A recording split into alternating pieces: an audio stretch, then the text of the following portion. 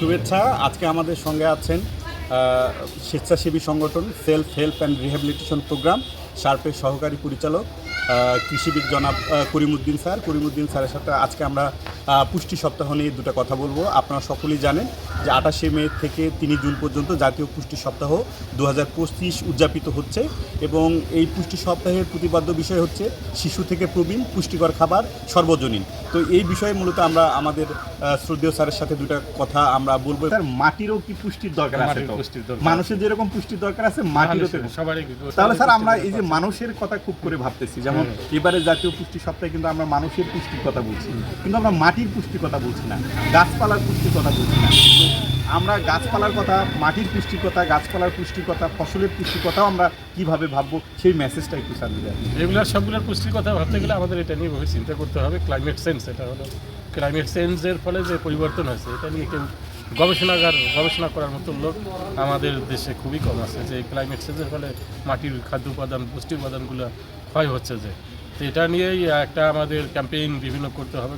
গভর্নমেন্টকে এই ব্যাপারে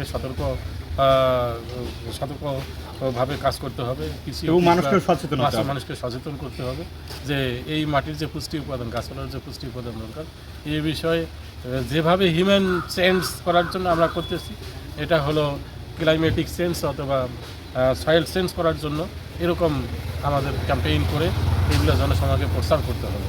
স্যার, আমাদের যেমন হলো যে মানুষের পুষ্টি এবং স্বাস্থ্য সুরক্ষায় আমরা তো নানান ধরনের পদক্ষেপ নিই এবং বিভিন্ন ধরনের আলোচনা করি এবং বিভিন্ন ধরনের সভা সেমিনার করি এবং বিভিন্ন ধরনের ক্যাম্পেইন করে মানুষের স্বাস্থ্য এবং পুষ্টি সচেতন করি মানুষকে। কিন্তু আমরা এবং আমাদের এই যে মাটি তো আমাদের মা, তো মাটিরও তো স্বাস্থ্য একটা আছে, মাটিরও তো পুষ্টির দরকার আছে। তাহলে এই নিয়ে আমরা কি ধরনের অ্যাক্টিভিটি করতে পারি স্যার? এবং সরকার বা আমরা কমিউনিটি পর্যায়ে আমরা যারা স্বেচ্ছাসেবী সংগঠনে কাজ করি, আমরা কি ধরনের উদ্যোগ নিতে পারি? এই নিয়ে প্রথমে আমাদের যেটা করতে হবে, soil test, SRDI soil resource development institute যে প্রতিষ্ঠান দিনাজপুর এবং রংপুরে আছে, সেগুলোতে আমরা মাটি টেস্ট করাতে পারি। মাটি টেস্ট করাটা ক্যাম্পেইন করতে হবে যে প্রত্যেক মাটিতে কী ফসল করবো, এটা প্রত্যেক মাটিতে আমরা পুষ্টি মাটি পরীক্ষা করবো। মাটি পরীক্ষা করে ওই মাটিতে কী কী নিউট্রিয়েন্ট দরকার সেই ভিত্তিতে ওই মাটিতে আমরা জৈব সার ব্যবহার করবো। তার না স্যার, আপনি যেটা বলছিলেন যে মাটির স্বাস্থ্য সুরক্ষায় এবং পুষ্টি রক্ষায় সরকারের যেমন কৃষি অফিস, কৃষি সম্প্রসারণ অধিদপ্তর, তাদেরও একটা বড় দায় আছে, এটা তাদেরকেও দায়িত্ব নিতে হবে। স্যার, আরেকটা বিষয় একটু বলেন ছোট্ট করে, সেটা হচ্ছে যে এখন তো আমরা অতি মাত্রায় ইনসেকটিসাইড, পেস্টিসাইড ইউজ করতেছি, ফলে যে খাবারের যে গুণগত মানটা কিন্তু নষ্ট হয়ে যাচ্ছে। আমরা অনেক সময় তো ভেবে পাই না যে আসলে আমরা খাবার খাচ্ছি না বিষ খাচ্ছি। তো এই খাবারের গুণগত মানটা রক্ষার জন্য যে মানুষ যে মাত্রায় পেস্টিসাইড, ইনসেকটিসাইড ব্যবহার করতেছে, এই যে কেমিক্যাল ফার্টিলাইজার ইউজ করতেছে, এইটাকে কিভাবে কমানো যায়, এইটাকে কিভাবে মিটিগেশন করা যায়? এইটা যেটা হচ্ছে যে এই আমরা পুষ্টি বলতেছি ঠিক আছে, কিন্তু আমাদের পুষ্টি জিনিসটা তো আসতেছে না মাঠ থেকে, উদ্ভিদ থেকে আমরা তো পুষ্টিটা ওইভাবে পাচ্ছি না। কারণ পুষ্টিটাই বিভিন্ন কেমিক্যাল ফার্টিলাইজার ইউজ করে এটাকে একেবারেই পুষ্টিহীনতা নিয়ে যাচ্ছে, ওইটা আবার মানুষ খাচ্ছে, যার জন্য পুষ্টি আমরা মুখে বলতেছি কিন্তু অরিজিনাল পুষ্টি আমরা পাচ্ছি না। যার জন্য ওই কেমিক্যাল বিভিন্ন ব্যবহার করার ফলে হিউম্যান হ্যাজার্ড তৈরি হচ্ছে। ওই কেমিক্যালযুক্ত শাকসবজি খাচ্ছি, যে মানুষের মধ্যে বিভিন্ন রোগ বালাই তৈরি হচ্ছে, বিভিন্ন নতুন নতুন অসুখে আক্রান্ত হচ্ছে।